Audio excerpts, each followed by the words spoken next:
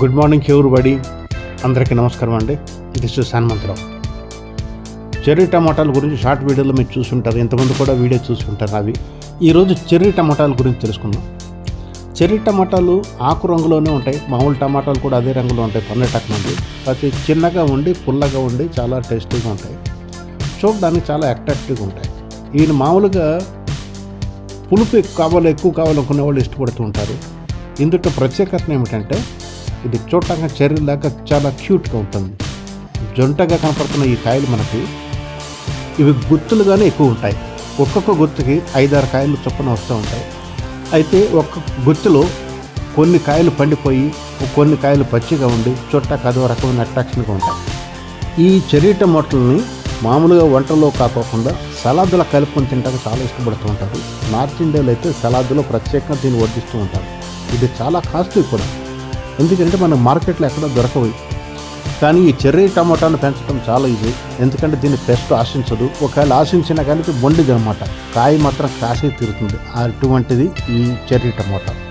అయితే మామూలు టమాటా కంటే చాలా హైట్ పెరుగుతుంది, సన్నగా పొడవుగా ఉండి మన కనుక ఏదైనా తాడుతో కానీ దారంతో కానీ పొరుకొస్తో కానీ సపోర్ట్ ఇచ్చి పందిరికి ఎక్కించినట్టయితే పందిరి మీద కూడా ఎక్కి చాలా పొడవు వరకు పెరుగుతూ ఉంటుంది. అయితే కింద నుంచి కాయలు కాచుని ఉంటుంది. ఈ రకంగా మనం చూస్తున్నటువంటి కాయలు చూడండి, అంత క్యూట్గా ఉన్నాయి, అంత క్యూట్గా ఉంటాయి అన్నమాట ఇవి. అలాగే వైట్ కలర్ తాడు చూడండి, ఆ తాడుతో పైన కట్టడం జరిగింది అనమాట.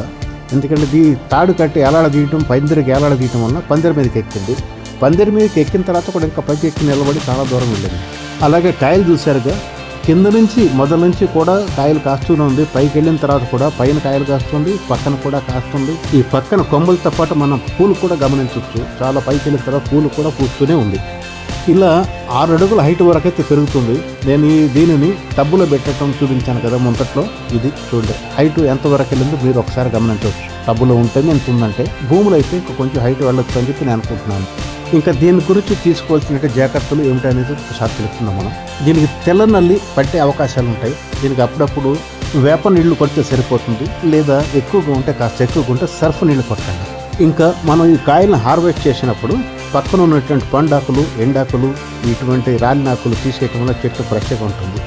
అలాగే దీని మొదట్లో కొంచెం కొళ్ళగించి లిక్విడ్ ఫర్టిలైజర్స్ ఇవ్వటం వల్ల ఈ కాయలు కానీ పూలు కానీ మరింత హెల్తీగా రావడం జరుగుతుంది. మరొక ముఖ్య విషయం, ఇంత మనం కష్టపడి చేసినటువంటి వాటిని పక్షులు కానీ ఉడతలు కానీ కోతులు కానీ వచ్చేసి తినేసి వెళ్ళిపోతే బాధ అనిపిస్తుంది కదా. అటువంటిప్పుడు ఏం చేయాలని చెప్పంటే, వీటి గుత్తులన్నిటికీ కూడా చిన్న పాలిథిన్ సంచులు కనుక తొడిగేసినట్టయితే వీటిని రక్షణ కల్పించవచ్చు. అయితే పక్షులలో తినేయటం చూసినప్పుడు నాకు చాలా ఆనందంగా ఉంటుంది. అందుకే నేనేం చేశానంటే, సంచులు తగిలించుకోకుండా అసలు పురాణంగా చేయకోకుండా ఆకులు తీసేయకుండా ఉంచేసాను. ఇప్పుడు ఆకులు బయట ఉన్నటువంటి కాయలు, వాటికి కనిపించినటువంటి కాయలు కొన్ని మాత్రం తిని వెళ్ళిపోతూ ఉంటాయి. మిగిలిన కాయలు మనకు ఎలాగ సరిపోతూ ఉంటాయి. అదేవిధంగా పక్షులు తిని వెళ్తున్నప్పుడు చూసిన ఆనందం కూడా మనకు మిగులుతుంది. ఇక ఈ చెర్రీ టమాటాలు ఒకసారి కనుక మన గార్డెన్లో వేసినట్టయితే మరుసటి సంవత్సరం మనం వేయకోకుండా ఆటోమేటిక్గా మొక్కలు వచ్చేస్తుంటాయి. ఎందుకంటే పక్షులు తింటున్నప్పుడు విత్తనాలు జారిపడతాయి, లేకపోతే పండిపోయినటువంటి కొన్ని ఆ కాయలు రాలి పడిపోతూ ఉంటాయి.